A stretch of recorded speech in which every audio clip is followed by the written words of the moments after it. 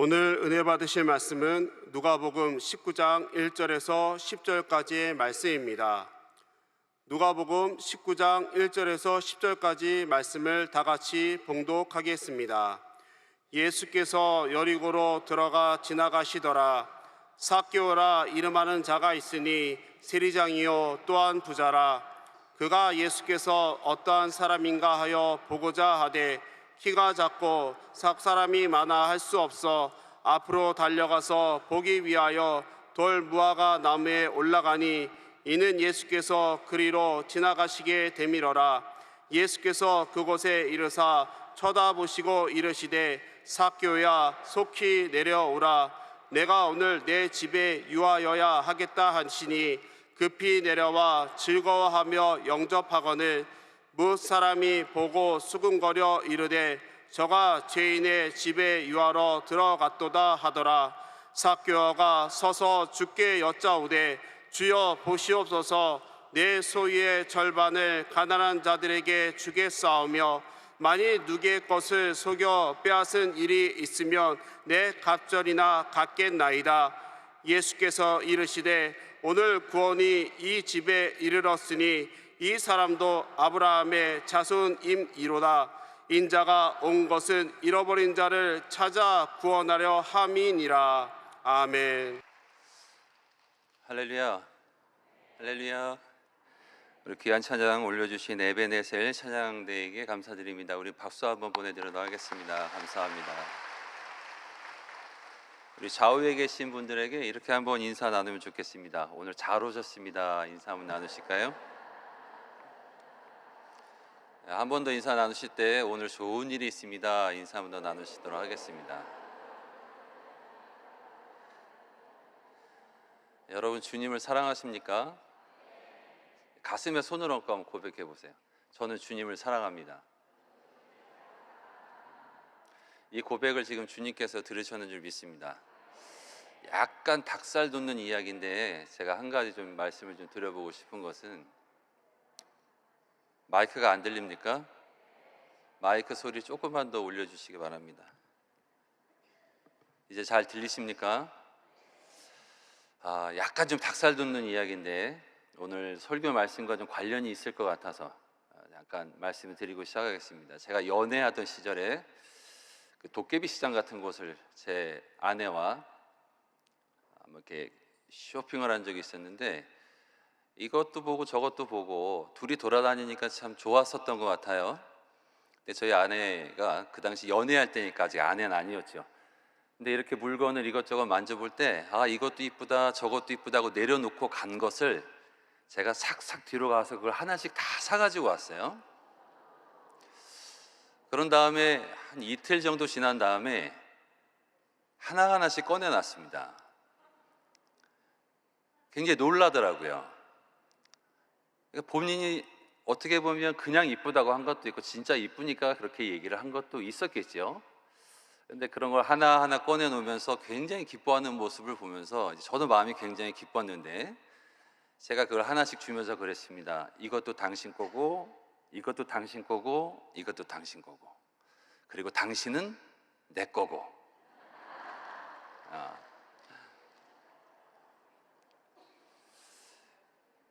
우리 성도님들이 주님을 사랑하신다고 고백하셨지 않습니까? 그러면 여러분들이 가지고 있는 것은 누구의 소유일까요? 오늘 그 고백을 가지고 오늘 이 이야기를 들으시면 좀 도움이 되실 것 같아요. 내 소유의 주인이 누구인가? 오늘 제목이 삭개오 이야기인데, 오늘 이 삭개오 이야기가 단순히 키 작은 어떤 한 세리장의 이야기고, 그가 예수님을 만난 다음에 내 소유를 주님께 드리겠습니다, 그리고 끝난 이야기가 아니라 여전히 내 삶의 소유가 누구의 것인가를 주님이 계속 우리들에게 물어보시는 이야기가 오늘 삭개오의 이야기입니다. 오늘 그 마음을 가지고 오늘 은혜를 나누는 시간을 갖도록 하겠습니다. 구약 성경 여리고 여호수아서에 보면 가나안에 입성한 이스라엘 백성들이 첫 번째로 시행한 미션이 여리고성 함락입니다. 여리고성을 매일 한 바퀴씩 돌고 마지막 일곱째 날에는 7바퀴를 돈 후에 제사장들이 나팔을 불 때에 함성을 지르면 여리고성이 무너진다. 그렇게 무너졌습니다. 근데 그 후에 여호수아서 6장 26절 27절에 보니까 여호수아가 그때에 맹세하게 하여 이르되 누구든지 일어나서 이 여리고성을 건축하는 자는 야훼 앞에서 저주를 받을 것이라. 그 기초를 쌓을 때에 그의 맏아들을 잃을 것이요 그 문을 세울 때에 그의 막내 아들을 잃으리라 하였더라. 야훼께서 여호수아와 함께 하시니 여호수아의 소문이 그 온 땅에 퍼지니라. 여리고 성이 무너진 다음에 절대로 그 성을 재건하지 말라는 이야기를 여호수아가 한 겁니다. 그런데 그 후로부터 500년이 지난 어느 날 하나님의 이러한 경고가 있었음에도 불구하고 여리고 성을 재건한 사람이 있었습니다. 열왕기상 16장 34절에 보니까 그 시대에 베델 사람 히엘이 여리고를 건축하였는데 그가 그 터를 쌓을 때에 맏아들 아비람을 잃었고 그 성문을 세울 때에 막내 아들 수굽을 잃었으니 야훼께서 눈의 아들 여호수아를 통하여 하신 말씀과 같이 되었더라. 하지 말라고 분명히 말씀하셨거든요. 그런데 하나님의 예언을 무시한 그 어떤 사람이 그 성을 다시 재건할 때 두 아들을 잃게 됩니다. 근데 저는 구약의 여리고와 신약의 여리고가 어떤 지질학적으로 보았을 때나 고고학적으로 보았을 때의 위치를 정확하게 이야기할 수는 없는데 제가 이 이야기를 드리는 이유는 하나님께서 사용하시는 목적이 있다는 겁니다. 구약 성경에 있었던 그 여리고는 하나님의 뜻에 따라서 멸망받기에 마땅한 도성이 되었다는 것입니다. 하지만 신약에 있어서의 이 여리고는 하나님의 섭리에 따라서 잃어버린 영혼을 구원하는 장소로 사용될 수 있었다는 것입니다. 장소에 대한 은혜이죠. 저는 우리 성도님들의 가정과 그리고 사업장과 직장이 이러한 예수 그리스도를 영접할 수 있는 복된 장소가 되시길 주님의 이름으로 축원드립니다. 오늘 이 19장 1절부터 보면 예수께서 여리고로 들어가 지나가시더라. 19장 2절에 보면 삭개오라 이름하는 자가 있으니 세리장이요 또한 부자라 이렇게 기록하고 있습니다. 제가 설교를 준비하면서 원어 성경을 찾아보니까 이 1절의 마지막과 2절의 시작 사이에 삭제된 내용이 하나 있었습니다. 그게 뭐냐면 헬라어로 카이 이두라는 말인데 해석하면 카이는 그런데 라는 뜻이고 이두는 보라라는 뜻입니다. 이 두 가지 단어를 합쳐서 오늘 본문을 보면 예수께서 여리고로 들어가 지나가시더라. 그런데 보라 삭개오라 이름하는 자가 있으니 세리장이요 또한 부자라.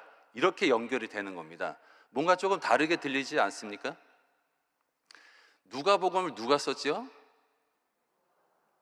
누가가 썼지요.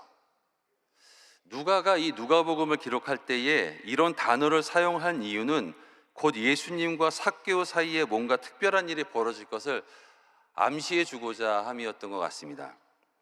근데 삭개오라는 이름을 보니까 그의 이름의 뜻이 순결입니다. 순결하게 살아라. 어느 부모님이나 자식들의 이름을 지어줄 때 좋은 이름을 지어주지 않습니까?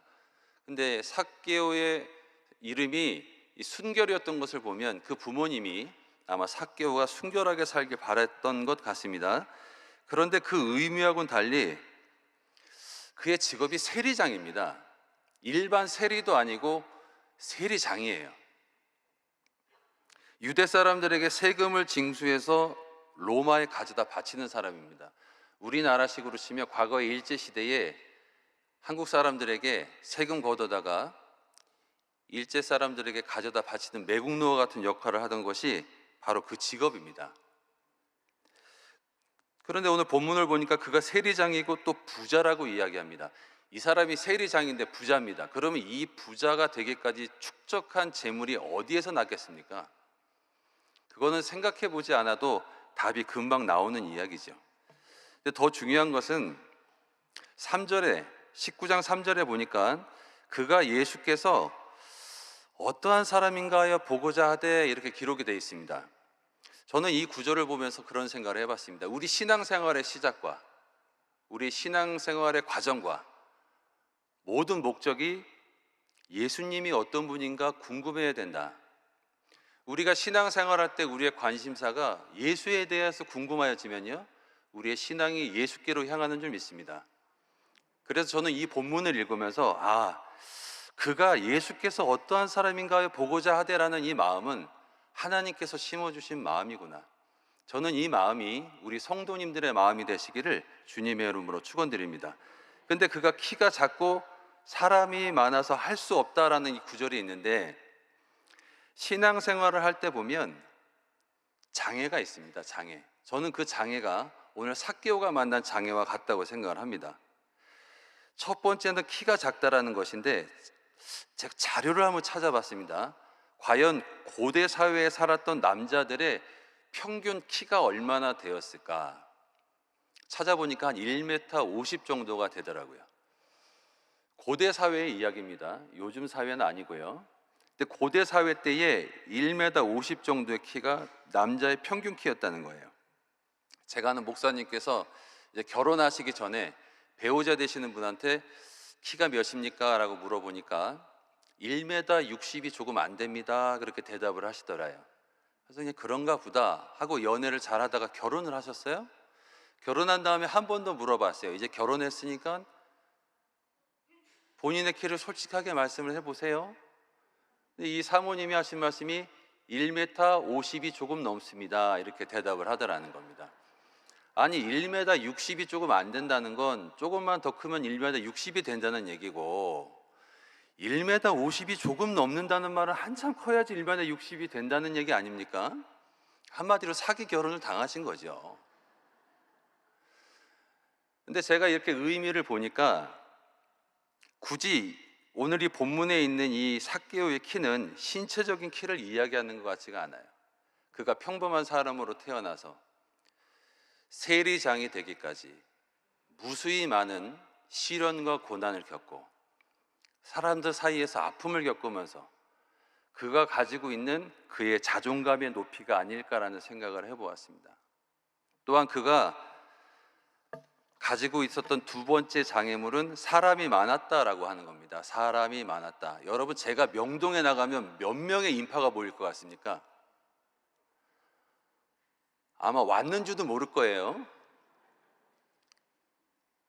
그런데 예수님께서 오셨다. 그럼 거기에 얼만큼의 인파가 모일 것 같습니까? 여러분들의 상상에 맡기겠습니다. 예수님께서 오시니까 그곳에 엄청나게 많은 사람들이 모여든 거예요.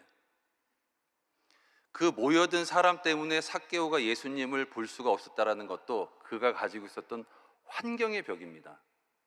우리가 예수 그리스도를 믿고 신앙생활을 하는데 항상 이 두 가지 어려움이 따라다닙니다. 하나는 내 자존감, 하나는 환경의 벽. 이 두 가지 때문에 우리가 신앙생활에 장애를 겪을 때가 굉장히 많습니다. 그런데 이것이 장애라고 생각하면 장애인데, 이것이 디딤돌이라면 또 디딤돌이 될 수 있다는 것이죠. 삼국지에 기록된 그 에피소드 중에 적벽대전이라는 이야기가 있는데, 이 이야기에 보면 이 조조와 전쟁을 앞두고 있던 주유라는 장군이 제갈량에게 찾아가서 이런 제의를 합니다. 이번 전쟁은, 다시 읽겠습니다. 조조와 전쟁을 앞두고 있던 주유라는 장군에게 제갈량이 찾아가서 제의를 하는 겁니다. 이번 전쟁은 불 화살을 사용한 화공 전략이 좋겠습니다. 화살을 사용해서 전쟁을 하자라는 이야기를 했는데, 이 주유라는 장군이 생각을 해보니까 전쟁을 치를 만한 화살이 부족한 겁니다. 그 다른 방법으로 전쟁을 하자고 얘기하니까 제갈량이 3일이라는 시간을 본인에게 주면 화살을 구해오겠습니다. 그때에 이 말을 들은 주유라는 장군이 그렇게 자신이 있으면 군련장을 쓰고 가라. 군련장이라는 것은 만약 화살을 가지고 오지 못하면 제갈량을 죽여도 좋다라는 각서입니다. 그런데 제갈량이 그 군령장을 쓰고 갑니다.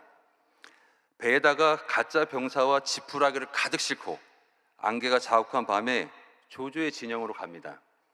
이를 본 조조의 군사들이 그 배가 자신들을 공격하는 배인 줄 알고 가짜 병사와 지푸라기가 가득 실린 그 배를 향해서 미친 듯이 화살을 쏘아대기 시작을 합니다. 방향을 바꿨을 때도 다시금 조조의 군사들이 그 배를 향해서 미친 듯이 화살을 쏘아댔습니다. 그 배는 잠시 후 유유히 자신들의 진영으로 돌아왔습니다. 그리고 화살을 세어보니까 무려 그 화살의 수가 10만 개가 넘었다라는 것이죠. 어떤 이는 이 이야기를 일컬어서 빌린 화살을 활용할 수 있는 시기가 올 때까지 기다렸다가 그 기회를 잡아라 라는 말로 사용하기도 합니다. 제가 사교에 관한 설교를 준비하면서 떠오른 생각이 하나 있는데, 그가 그런 열등감을 가지고 있었고 환경적인 어려움이 있었을 때 자신이 가지고 있었던 돈의 힘과 권력의 힘을 사용하지 않았다라는 것입니다. 여러분들 한번 생각을 해보십시오. 열등감이 강한 사람에게 갑자기 돈이 많아지고 막강한 권력이 쥐어지면 어떤 일이 벌어질까요? 그 여러분들 상상에 맡기겠습니다만, 열등감이 강한 사람이 돈의 힘이 많아지고 권력이 세지면 그것으로 누군가를 피해를 주고 누군가를 공격할 가망성이 굉장히 많을 겁니다. 왜냐하면 자기 안에 있는 그 열등감이 있기 때문인 것이죠. 만약에 삭개오가 그러한 방법을 썼더라면 저는 오늘 본문 말씀에 삭개오는 기록되지 않았을 것 같습니다.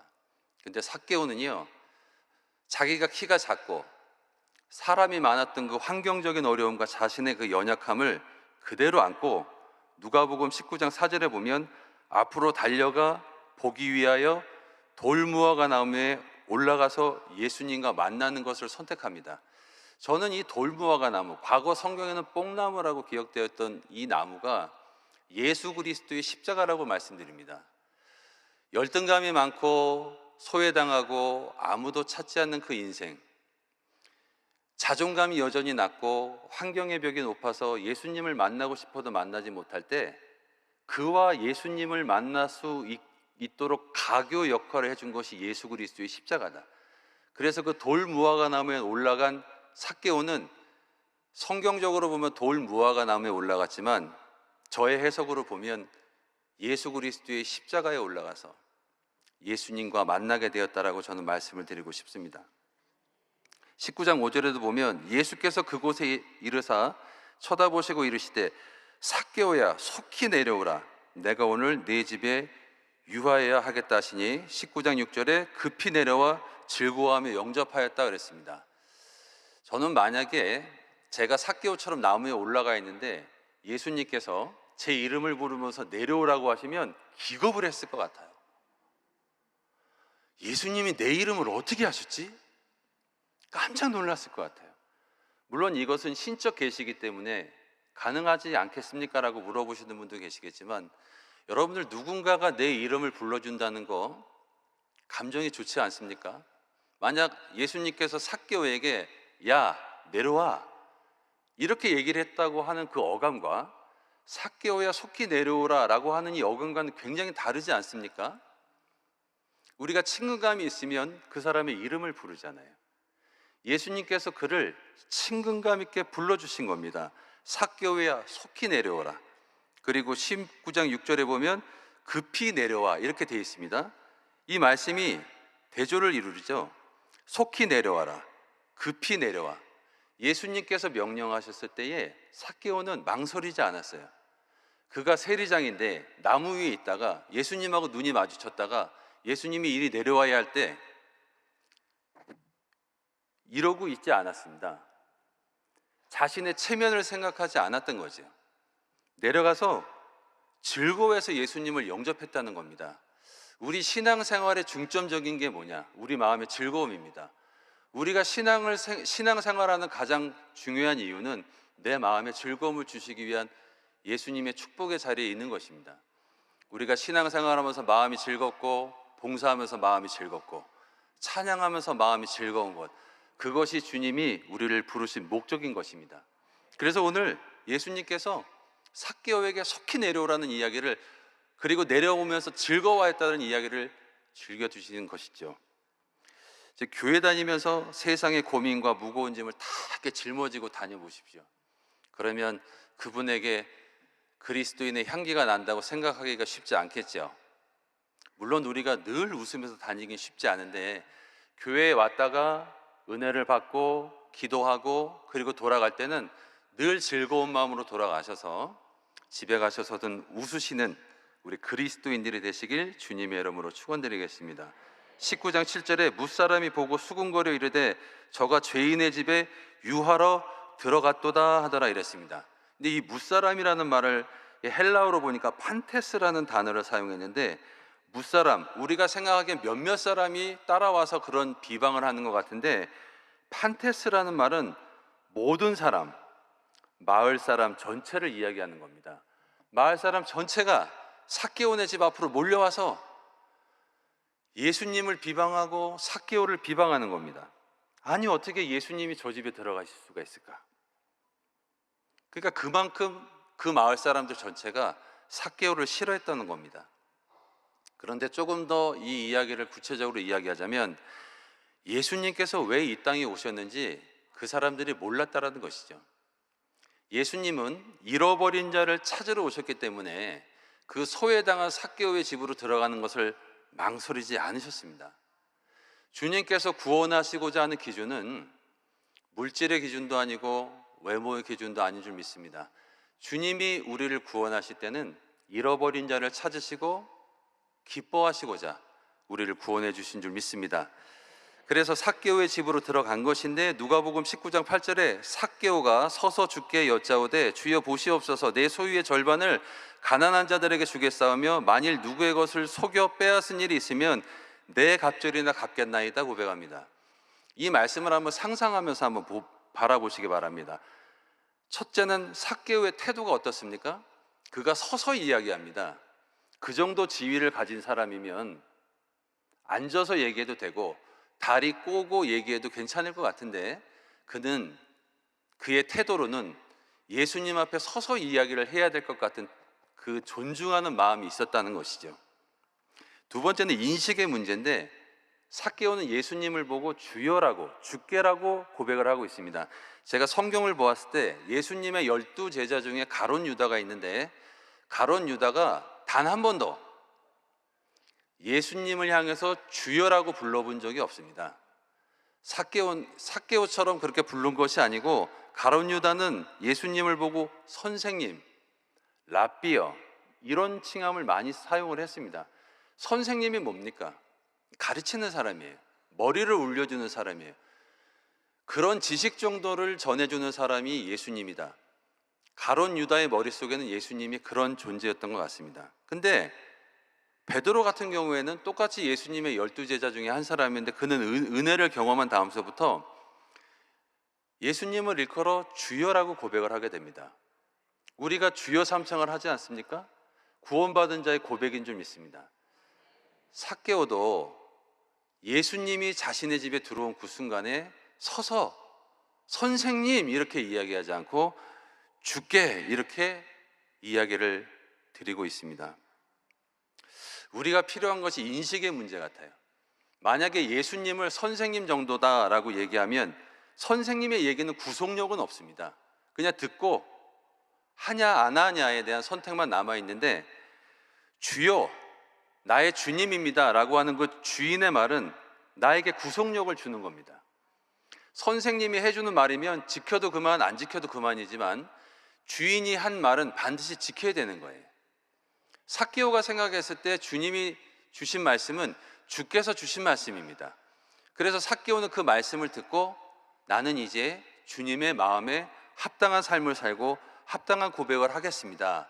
그 다음서부터 한 것이 내 소유의 절반을 가난한 자들에게 주겠사오며 만일 누구의 것을 속여 빼앗은 일이 있으면 내 갑절을 갚겠다라고 이야기하고 있습니다. 삭개오가 가지고 있는 재산이 얼마인지 성경은 기록하고 있지 않아요. 근데 주님도 삭개오에게 네 재산의 절반을 나한테 헌금해라라고 말씀하시지도 않습니다. 삭개오가 감동을 받으니까 주님께 내 재산의 절반을 드리겠다고 했습니다. 오늘 우리가 은혜 받고 목사님 제가 제 아파트 오늘 팔아서 절반 드리겠습니다, 이러면 조금 마음에 와 닿으시겠습니까? 아파트 한 채 가격도 뭐 천차만별이겠지만 우리가 은혜 받았다고 해서 내 재산의 절반 뚝 떼서 헌금 드리겠습니다, 이런 이야기 하기 이런 이야기를 하는 것 자체가 어렵지 않습니까? 그리고 삭개오가 누군가를 속였을 때에 네 배를 갚겠습니다라는 이야기를 한번 보십시오. 삭개오의 지위는 일반인이 아닙니다. 그는 세리장이에요. 우리 뉴스를 보았을 때 누군가가 비리를 저질렀다, 가만히 놔둡니까? 뉴스에 대서특필되지 않습니까? 만약 이 당시에 신문과 뉴스가 존재했다면 삭개오가 누구 것을 속였대라는 이야기가 나오자마자 삭개오는 그걸 갚아내는 것뿐만이 아니라 자신의 자리를 내려놓고 일반인으로 돌아가 평범한 삶을 살아야 되는 삶을 선택해야 될 수도 있었다라는 것입니다. 그러니까 오늘 이 이야기는 물질적인 부분인과 동시에 삭개오의 고백이 어떤가를 우리들에게 가르쳐주고 있는데, 제가 누가복음 18장 18절에서 26절의 말씀을 한번 이렇게 준비해 보았습니다. 우리 이 말씀을 한 목소리로 합독해 보도록 하겠습니다. 시작. 어떤 관리가 물어 이르되 선한 선생님이여 내가 무엇을 하여야 영생을 얻으리이까? 예수께서 이르시되 네가 어찌하여 나를 선하다 일컫느냐? 하나님 한 분 외에는 선한 이가 없느니라. 네가 계명을 안 하니 간음하지 말라, 살인하지 말라, 도둑질하지 말라, 거짓 증언하지 말라, 내 부모를 공경하라 하였느니라. 여짜오되 이것은 내가 어려서부터 다 지키었나이다. 예수께서 이 말을 들으시고 이르시되 내게 아직도 한 가지 부족한 것이 있으니 내게 있는 것을 다 팔아 가난한 자들에게 나눠주라. 그리하면 하늘에서 내게 보화가 있으리라. 그리고 와서 나를 따르라 하시니 그 사람이 큰 부자이므로 이 말씀을 듣고 심히 근심하더라. 예수께서 그를 보시고 이르시되 재물이 있는 자는 하나님의 나라에 들어가기가 얼마나 어려운지 낙타가 바늘귀로 들어가는 것이 부자가 하나님의 나라에 들어가는 것보다 쉬우니라 하시니 듣는 자들이 이르되 그런즉 누가 구원을 얻을 수 있나이까? 이야기를 가만히 들어보니까 아니 예수님의 사고방식으로라면 과연 누가 구원을 얻을 수 있겠습니까? 라고 여쭤보았어요. 근데 누가복음 19장 9절에 보니까 예수께서 이르시되 오늘 구원이 이 집에 이르렀으니 이 사람도 아브라함의 자손이미로다 이야기하고 있습니다. 그렇게 돈이 많은 사람이 예수님을 찾아와서 이야기했다가 그 돈 때문에 돌아갔습니다. 그 모습을 보고 아니 과연 누가 구원을 받을 수 있습니까? 라고 여쭤보니까 삭개오 같은 사람에게 오늘 구원이 이 집에 이르렀다고 이야기하는 예수님의 모습을 보고 있습니다. 이 이야기가 보여주는 것이 무엇인가? 부자는 자신이 주님을 사랑한다고 얘기했지만 여전히 그 물질이 자기 주인인 겁니다.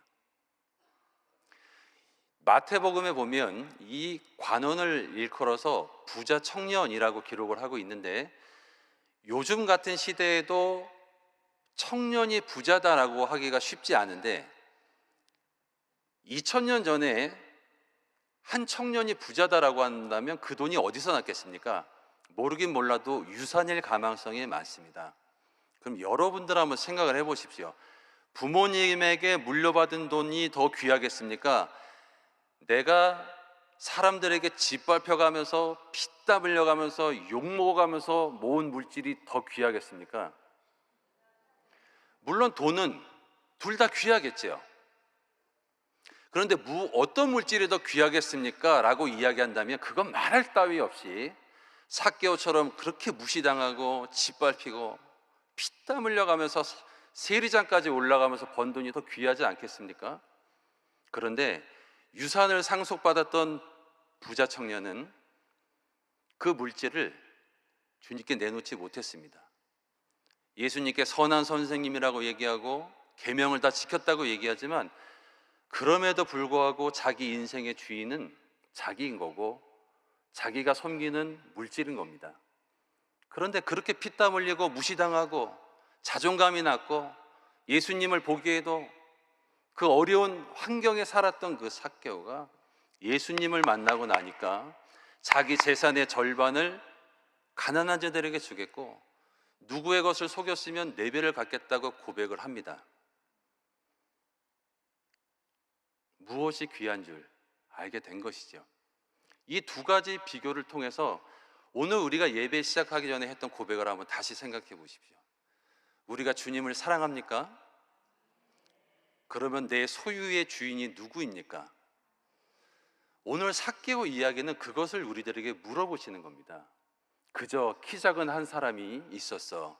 그 사람이 뽕나무에 올라갔다가 예수님을 만나고 예수님이 그 집에 갔을 때 그렇게 제사를 드린다고 해서 그렇게 끝내기에는 삭개오의 이야기는 너무나 귀한 이야기인 거죠. 그리고 이 설교를 준비하면서 예수님, 돈 말고 좀 다른 얘기를 좀 비유로 드셨으면 제가 좀 설교로 인용하기 조금 편하지 않았겠습니까? 라는 이야기도 살짝 드렸지만 다른 걸 뭘로 비교를 할 수 있을까요? 우리에게 가장 귀한 게 뭐가 있습니까? 라고 한다면 돈을 피해갈 수는 없을 것입니다. 그리고 제일 이해가 빠른 것이 또 돈일 수도 있어요. 자식 얘기해보면 부담스럽잖아요. 명예를 얘기하자면 어느 정도 높이를 얘기해야 될지 모르지 않습니까?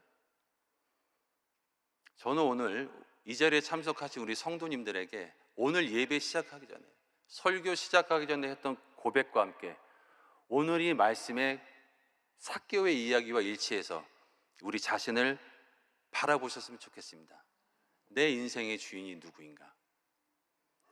주님이신가? 그러면 주님이 오늘 삭개오에게 했던 그 칭찬을 우리들에게 동일하게 해주실 것입니다. 오늘 구원이 이 자리에 임했다. 이 자리에 있는 모든 사람들이 아브라함의 후손이다, 자손이다, 이렇게 말씀해 주실 줄 믿습니다. 주님은 오늘 본문 말씀의 마지막으로 인자가 온 것은 잃어버린 자를 찾아 구원하려 오셨다, 이렇게 말씀하고 있습니다. 우리가 이 땅을 살아가면서 많은 것을 얻었지만, 그래서 잃어버린 바 된 인생을 살아가는 수많은 사람들이 있지만, 오늘 이 이야기를 통해서 주님과 우리가 다시 회복되어지고 잃어버린 우리가 다시 찾아지는 주님의 은혜가 있어서 그 은혜를 생각하며 살아가시는 우리 귀한 성도님들 되시길 주님의 이름으로 축원드리겠습니다. 기도하겠습니다. 거룩하신 하나님, 오늘의 이 이야기를 통하여서, 삭개오의 이야기를 통하여서 내 인생의 주인이 누구인가, 내 소유의 주인이 누구인가, 주님 앞에 고백해 볼 수 있도록 인도하여 주시니 감사합니다. 이 고백을 드리고 이 고백대로 살아갈 수 있는 우리들의 앞길이 될 수 있도록 축복하여 주시옵소서. 감사드리며 예수님의 이름으로 축복하며 기도합니다. 몸이 아프신 분들은 아픈 곳에 손을 얹으시고, 마음에 소원이 있는 분들은 가슴에 손을 얹으시기 바랍니다. 제가 나사렛 예수 이름으로 의지해서 여러분의 기도를 도와드리도록 하겠습니다.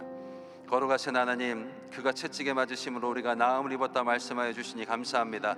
우리의 몸을 지으신 주님께서 그 채찍에 맞으심으로 말미암아 우리에게 나음을 주시니 감사합니다. 머리에서부터 발끝까지 오장육부와 사지백지 하나님 강건함을 더하여 주시옵시고, 우리가 이 땅을 살아가면서 먹는 음식들을 잘 섭취하게 하시고 소화 잘 시키게 하여 주옵시고, 또 혈액순환도 잘 되게 하여 주시옵시고, 또 우리들의 밤에는 단잠 잘 수 있도록 인도하여 주어서 우리들의 모든 생활 가운데 주님이 주신 강건함으로 살아갈 수 있도록 인도하여 주옵소서. 나사렛 예수 이름으로 명하노니 우리의 육신의 연약함을 가져다주는 흑암의 세례가 이 시간에 묶임을 걷어나갈 쉬어다, 사라질 쉬어다, 다시는 틈타지 못할 쉬어다. 머리에서부터 발끝까지 주의 보혈로 씻어주시고 인도하여 주시옵소서. 또한 그가 징계를 받음으로 우리가 평화를 누리게 되었다 했으니 하나님, 우리가 우리 마음속에 가지고 있는 소원을 이루어 주시옵소서. 시편 37편 말씀에 또 야훼를 기뻐하라, 그가 내 마음의 소원을 이루어 주시리라 했으니, 주님으로 인하여 즐거워하고 주님으로 인하여 기뻐하는 우리들의 삶 속에 하나님의 귀한 소원이 이루어지게 하시고 우리들의 귀한 바람이 이루어지도록 인도하여 주옵소서. 주님이 우리들의 마음속에 평강을 더하여 주어서 누워도 기쁘고 앉아도 기쁘고 걸어도 기쁘는 우리들의 삶이 되게 하여 주옵소서. 하나님께서 오늘 우리들에게 주신 이 말씀을 붙잡고 살아갈 때마다 우리가 날마다 예수가 누구인지 궁금한 삶을 살아갈 수 있도록 인도하시고, 주님이 주신 말씀으로 즐거움을 누리며 살아갈 수 있도록 인도하여 주옵소서. 믿음대로 될 쉬어다, 축복이 임하여 쉬어다. 성령 아버지께서 늘 우리와 함께 하시고 인도하심을 감사드리며 귀하신 예수님의 이름으로 축복하며 기도드리옵나이다. 아멘. 지금은 우리를 모든 죄악에서 구원하여 주신 우리의 구세주 예수 그리스도의 은혜와 아버지 하나님의 영원하신 사랑과 보혜사 성령님의 내주하시고 교통하시고 충만케 하신 은혜가 오늘 저녁 예배 참석하신 우리 모든 성도님들의 삶 위에, 가정 위에, 직장 위에, 사업장 위에 지금으로부터 영원토록 항상 함께 계실지어다. 아멘.